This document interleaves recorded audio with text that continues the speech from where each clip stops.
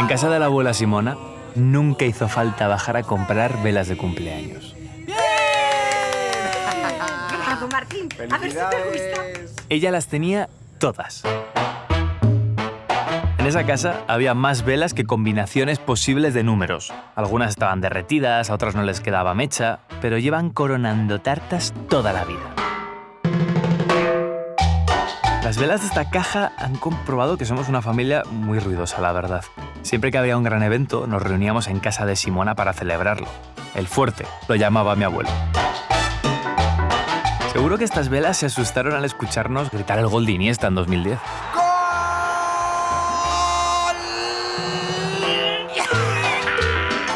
Y lo que tuvo que berrear mi padre con el podio de Perico Delgado en el Tour del 87. ¡Perico, Perico, Perico, Perico, Perico!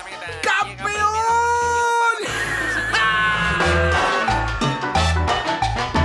Puede que hasta se escandalizaran igual que mi abuela con lo de la teta de Sabrina, que ya ves tú, que tampoco es para tanto. Oye, ¿y la democracia? ¿Trabajaron las velas cuando llegó la democracia a España? Quiero decir, ¿hicieron una fiesta en el fuerte para celebrar el fin de la dictadura? ¿Y qué velas sacarían?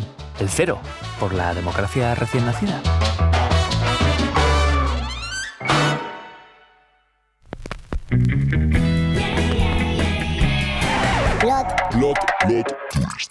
Plot Twist. Cómo España se quitó la caspa. Capítulo 8. Lo de la bañera. Creo que cuando llegó la democracia en casa de Simona, no hicieron una cena familiar como el día de la final del Mundial. Es que por lo que he oído, la democracia no llegó un día concreto. Ni el día que murió Franco, ni el día que aprobaron la Constitución. Fue algo bastante más intenso, que duró varios años. El periodista Carlos Santos me explica lo revuelto que estaba todo a mitad de los 70. En el año 1976 hubo más huelgas en España que prácticamente en el resto de Europa, con la diferencia de que en España estaban prohibidas, eran ilegales. Es decir, que los paros laborales tenían un cariz político. Esas universidades donde antes había 4 catedráticos a los que expulsaban o desterraban y los mandaban a las Canarias, pues ahora eran unas multitudes. Todas las universidades estaban echando humo. Las universidades. En esos lugares es donde estaba el lío.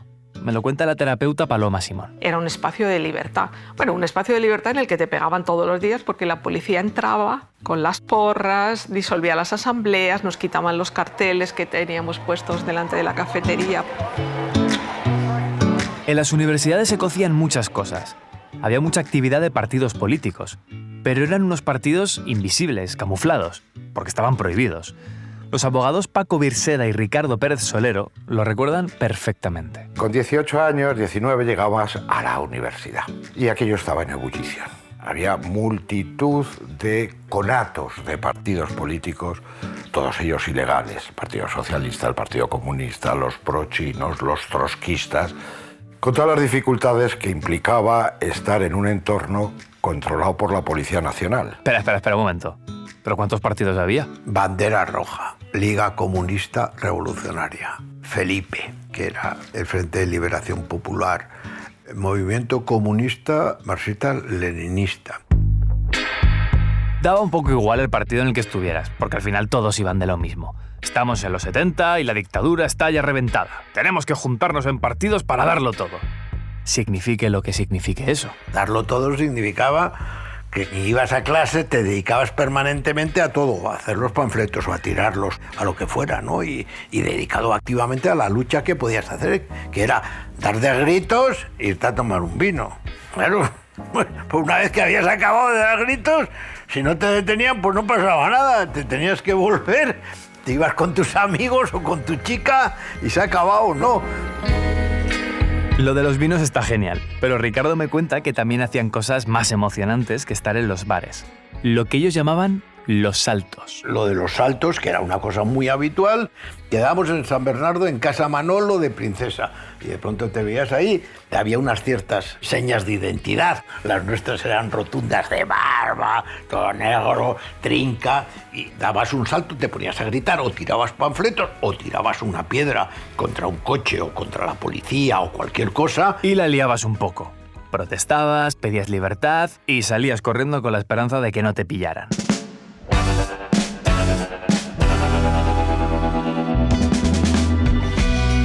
Paco me cuenta que tenía un plan infalible para que después de cada asalto fuera imposible que le pillaran poli. Yo aprendí un sistema que lo utilicé mucho y me salvó de muchas, que era ir como un pincel. Era el joven más pijo de Madrid de apariencia. Corbata, un modelito. ¿Por qué? Porque cuando acababa el salto y llegaba a la poli, no me tocaban. Ibas con barba, con las vietnamitas que se llamaban aquellas chupas que llevábamos, que parecíamos pobres de solemnidad. Eras lo primero que veía, que no te preguntaban, un gris, ¡pumba, pumba! Ese es rojo. A mí alguna vez que me pararon, no, yo soy estudiante de Derecho. No, pase usted, váyase de aquí, que están los rojos y tal. Las pintas. Pero ojo, porque las pintas podían confundir. En la universidad, aunque todos pudieran parecer de la misma cuerda, también había que andarse con cuidado. Lo primero que me llamó la atención al primer día de facultad es ver a los grises, a la Policía Nacional, paseando por los pasillos. ¿Esto qué es? ¿Qué hacen estos aquí? Inmediatamente después te enteras que en clase era muy posible que tuvieses algún compañero que pertenecía a la brigada político-social y que estaba tomando nota de lo que cada uno decíamos, de lo que los profesores hacían, etcétera, etcétera. Por eso, si militabas en algún partido ilegal en la universidad, era mejor que no lo dijeras muy alto, que usaras algún nombre en clave, que no se lo contaras a tu familia ni a tus compañeros de clase. Porque si los grises te pillaban, había graves consecuencias. Como le pasó a la directora de cine Azucena Rodríguez. La segunda vez que yo estuve en la cárcel fue en abril-mayo del año 76 y me detuvieron porque iba a una reunión de la Asociación Democrática de la Juventud. Yo era muy joven y trabajaba con jóvenes y me pedían 10 años por asociación ilícita porque si se reunían más de 10 personas estaban cometiendo un delito. O sea, no podía haber reuniones de más de 10 personas. Si había una reunión de 20 personas para hablar de los problemas de la juventud, llegaba la policía y te llevaba a la DGS y luego te detenía. La DGS, la Dirección General de Seguridad, estaba en el edificio de la Puerta del Sol, donde hoy está la sede de la Presidencia de la Comunidad de Madrid. Allí era donde te llevaban para interrogarte y decidir si te mandaban a la cárcel. Unos calabozos, vamos. Ahí te hacían hablar por las buenas o por las malas. Yo me daba golpes en la pared, en los puños, porque yo por suerte he tenido una familia adorable y unos padres maravillosos que me han querido y nunca jamás me han pegado, pero yo pensaba, ¿cómo voy a aguantar una tortura, ¿no? ¿Cómo prepararme para una tortura? El escenario no lo ponía fácil. Las celdas de la DGS eran horribles, o sea, veías chorretones de sangre. ¿De sangre? Sí, claro, a la gente se la torturaba y tenían heridas, ¿no? Y por supuesto no había una cama, era un trozo de hormigón o de lo que fuese, y ahí te daban una manta que olía como no te puedes imaginar y ahí estabas. Ahí estuvo Azucena y también estuvo Paloma Simón. Y nos tienen 3 días acusándonos de asociación ilícita. Como no había un Estado de Derecho, sin pruebas, muchos interrogatorios, nos tienen en un calabozo maloliente, olía fatal, con unas mantas. Las mismas mantas de las que habla Azucena. Perdías la noción del día y la noche porque estaba siempre a oscuras, con una bombilla súper pequeñita. Podías dormir con una peste horrible, por supuesto vestida, no te podías duchar, no te podías lavar. Ibas perdiendo lo que son los mínimos de un ser humano. Madre mía. Te daban un café con leche aguado con 2 galletas María espantosas. A la hora de comer era horroroso y a la hora de cenar también horroroso. Comías algo, tragabas y entre medias había interrogatorios y el interrogatorio era siempre poli bueno, poli malo. Mira que este es muy malo, que te va a forrar. Te zarandeaban, te maltrataban.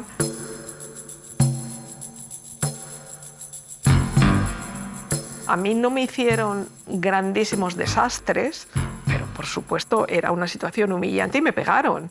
Y querían que hablaras de todos tus amigos. 5 o 6 horas de interrogatorio tuve con 2 sádicos, 2 personas que estaban haciendo un trabajo de sádicos. A una chica de 19 años, era bastante ingenua, pero que no tenía mucho que contar, porque lo único que quería era pues, que en España hubiera democracia. Daba igual, las torturas eran terribles. Ojo con la técnica que utilizaban. Yo he estado con compañeras que las torturas eran salvajes, les hacían lo de la bañera, que era un recipiente con agua donde había excrementos y vómitos, donde le metían la cabeza hasta que vomitaba otra vez y la volvían a sacar. A veces la tortura era la espera de la propia tortura. Así me lo cuenta Azucena. Entonces, cuando ya finalmente te suben a la tortura, A mí me llevaron a una habitación y 3 individuos me empezaron a decir de todo, cosas muy, muy humillantes de tu padre, cosas muy tremendas, porque no puedes contestar, porque estás en absoluta inferioridad de condiciones, porque tienes 18 años. Entonces estos tíos empezaron a dar vueltas a mi alrededor durante mucho tiempo. A mí me pareció eterno, amenazando con pegarme. Amagaban y no me pegaban, hasta el punto que daban ganas de suplicarles que te pegasen ya, no podías más, ¿no? Los golpes duelen. Joder, que sí duelen. Pero escucho a Paloma y a Azucena y entiendo que otra de las armas que tenían los grises era sacar pasta. ¿Qué me hacen? Me ponen 200.000 pesetas de multa o 2 meses de cárcel. Me llevan directamente a la cárcel de Yeserías. Mis padres dicen, ¿qué hacemos? Pagamos, pedimos, vemos cómo conseguir las 200.000. Y yo les dije, ni hablar, yo me paso 2 meses en la cárcel. Evidentemente no podéis pagar 200.000 pesetas, porque si pagabas, salías. También era considerado en la izquierda como una vergüenza pagar, porque era darle dinero al régimen, entonces tenías que quedarte. Azucena también se quedó. Primero 1 mes y después 1 año entero en la cárcel por tirar unos panfletos por la calle. ¿Parece mucho? Pues algunas lo tenían peor. En la cárcel llegas y estás 3 días sola, 3 días aislada en lo que llaman un periodo. Entonces no hablas con nadie, no sabes nada y tal. Vienes de la DGS, allí parece que no te van a interrogar, respiras un poquito. Cuando pasan esos 3 días ya pasas con las compañeras, con las políticas. Y entonces eso es una fiesta, o sea que de pronto dices, vale, qué bien. Hay compañeras con las que hablo, todas te preguntan ¿por qué estás? ¿Cuánto te ha caído? Y empiezan a contarte una. A mí me piden 3 penas de muerte. ¿3? Y dices, sí, por si acaso conmutan alguna para garantizar que van a matarte. Te ponen una y la conmutan, pues te ponen 3. ¡Hala, a tope! En este momento hablo de enero del año 75. Tú dices, vamos a ver, 3 penas de muerte, 20 años de cárcel. Chicas, vamos a pasárnoslo bien. Entonces, montamos un grupo, por ejemplo, que era...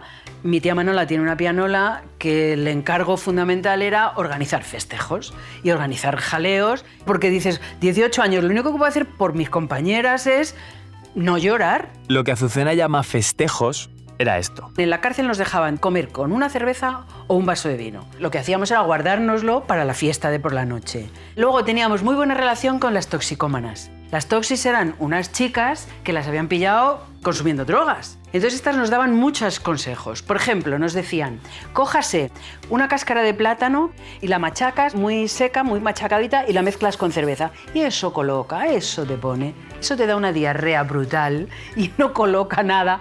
Pero nosotras necesitábamos un poco de paraíso artificial en esas noches. Y si lo del plátano me ha flipado, ya ves cómo te quedas con el deporte que practicaban en la cárcel. Pues hacíamos manifestaciones en el patio de la cárcel, jugábamos a balón prisionero. Las presas, ¿qué vamos a jugar? Pues a balón prisionero. Yo no sé si la familia de Azucena celebraba las cosas con tanta frecuencia como nosotros. Pero me imagino una gran tarta cuando estrenó la peli en la que cuenta su paso por la cárcel. La película se llama Entre Rojas y las protagonistas son Penélope Cruz, Blanca Portillo y actrices muy top. Pero para eso aún quedarían años, porque a mediados de los 70 estaban muy ocupados en cambiar el país. Paloma me cuenta que en una manifestación la detuvieron de forma violenta y la metieron en un coche patrulla. Llevaba la camiseta toda desgarrada y me dice el policía que iba detrás conmigo, ¿y quién te ha hecho eso? Digo, pues anda, uno de tus compañeros. Mírame, y yo con la pinta que tengo debo ser muy amenazadora.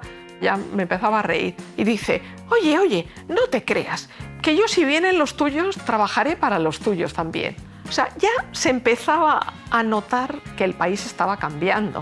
Evidentemente, pues que Franco ya estaba en las últimas, porque estaba siempre en el hospital. Claro, si había que cambiar de equipo, pues se cambia de equipo, no pasa nada. Vaya chaqueteros. Poco después de lo que le pasó a Paloma, murió Franco. Pero la democracia no acababa de llegar. Carlos Santo me cuenta que todo avanzaba muy despacio. Era un fenómeno imparable, con cientos de miles de actores exigiendo que terminara ya la dictadura porque se había muerto el dictador. Pero, ¿qué ocurre? Que quienes gobernaban no tenían prisa y además no tenían prisa porque hubiera una democracia completa. De hecho, Fraga no tenía intención de legalizar al Partido Comunista, que era un poco el punto esencial. Este era uno de los temazos, legalizar el Partido Comunista. Muchos pensaban que era Satán, porque sus militantes eran los que más se enfrentaron al franquismo. Lo que ocurrió es que en el 76 nombraron a Adolfo Suárez presidente del gobierno y él decidió avanzar hacia la democracia sin jugársela. Aprobó una ley para que los partidos políticos dejaran de estar prohibidos, aunque todavía no eran legales. No tiró a puerta, pero ya estaba en el área. En el 77 fue legalizando los partidos políticos en plan chill. Primero los conservadores, Alianza Popular, Unión de Centro Democrático y otros partidos liberales y democristianos. Después los socialdemócratas y socialistas, el PSOE y el Partido Socialista Popular, de Enrique Tierno Galván.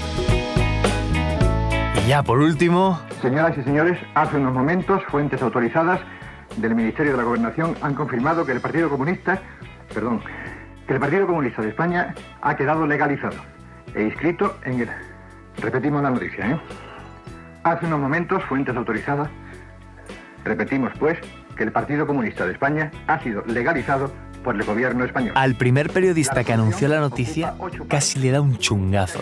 Era Alejo García y lo dijo en Radio Nacional. Pero menudo susto tenía el hombre encima, porque legalizar el Partido Comunista era el golpe total al franquismo, y muchos tenían miedo porque sabían que habría represalias. Y vaya que sí las hubo. Por ejemplo, la famosa matanza de Atocha.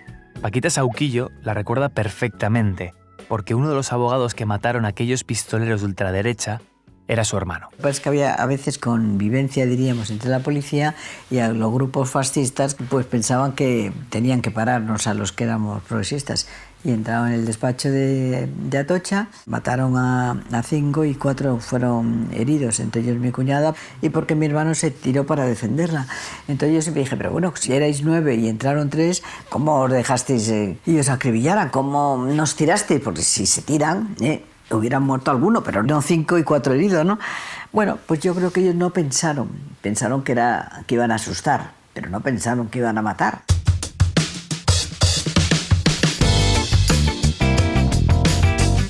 En junio del 77 se celebraron las primeras elecciones democráticas y los diputados de esas Cortes redactaron la Ley de Partidos Políticos y la Constitución de 1978, la que tenemos hoy.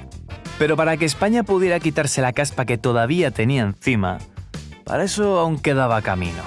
Bien lo saben las viejas velas de la abuela Simona, que estaban todo el día ahí en la caja metidas las pobres derritiendo. Martín, deja eso y ven un segundo. Pero nos llevamos las velas, que luego te quejarás de que no hay velas por ningún lado y te pondrás a buscarlas por todos lados. Martín, ¿tú sabías que la abuela tenía cintas de casete y grababa cosas? Sí, lo he visto, grababa muchos anuncios que le flipaban. Pues tienes que ver esto.